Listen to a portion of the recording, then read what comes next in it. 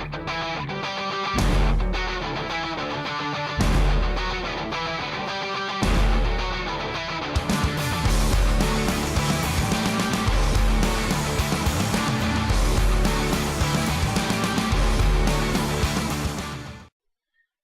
morning, everybody, and welcome to another Coffee and Devotions with Adam. I am Adam. This, as you know, is my coffee, and it's time for some devotions. Before we get started this morning, I would just like to say a big thank you to everybody that tunes into the short program. I'm honored to have you guys tune in. Thank you so much. Your support is very much appreciated. Thank you. Blessings on you guys. Listen, I want to tackle an issue today that's very serious and pertinent all across our country, no matter who we are, no matter how old or young. This is affecting us right now. So please hang with me until the very end, okay? I kind of want to touch on this senseless violence that is going on around our country. Even somewhat personally, I ran into this just recently. A friend of mine that I grew up with was getting home from the gym and got shot 3 times randomly because of a drive-by shooting that other people were killed in. You look and see this shooting, this tragedy in Arizona with 6 people dead and 13 more injured.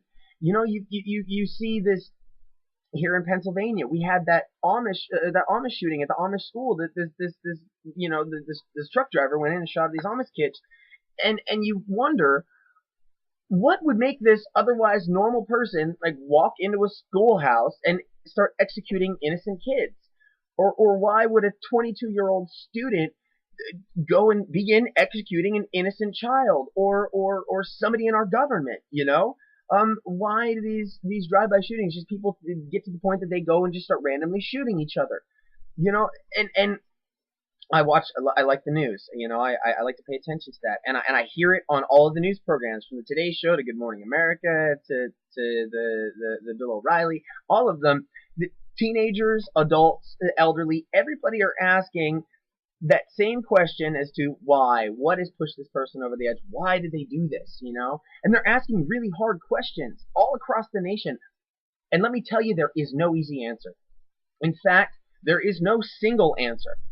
All right, the kinds of man-made tragedies are not really the result of just like one factor in somebody's life, but a whole lot that collide at one single point in time. Okay, these factors seriously can range from like the repressed childhood memories to a mounting stress in somebody's marriage to isolation to mounting stress of school or being kicked out or a whole lot of mental disorders, as like this Jared Loughner is kind of claiming. It doesn't matter. Supposedly the truck driver who went in and shot all these little girls, these Amish kids, and destroyed their lives, had some kind of vendetta against a woman or a girl for something that had happened to him like 20 years earlier. Whatever. Listen, as a minister of the gospel, it's not my job to psychoanalyze these psychotic people, but it's my job to offer hope in the midst of a profound evil. And so where is this hope? Well, I'll tell you. The hope is in the courageous spirit of the survivors of these tragedies. As they fight their way through their fears, and as they work to overcome their losses, they truly become this shining example of what it means to overcome in life. It's in their determination that hope can be found. Hope can be found in that determination that something can be done to really change the hearts of men, even evil men. That something has to be more than what the medical establishment can accomplish through their medication. It has to be more than psychiatry can accomplish through therapy, or what the government can accomplish through incarceration.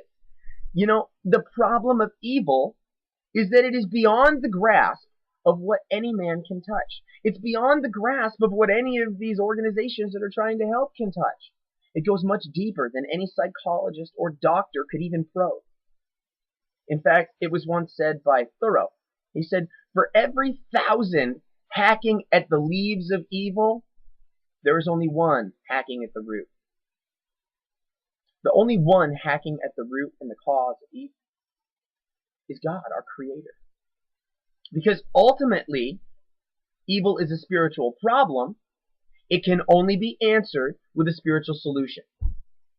And Jesus Christ provided that solution when he allowed himself to be murdered for the sins of us. His death provides the forgiveness of sins for everyone who accepts it by faith. His resurrection provides the hope that we too can one day rise from the ashes of this broken and sinful world and rise into an everlasting hope. My prayers do truly go out to the victims and the families of the victims.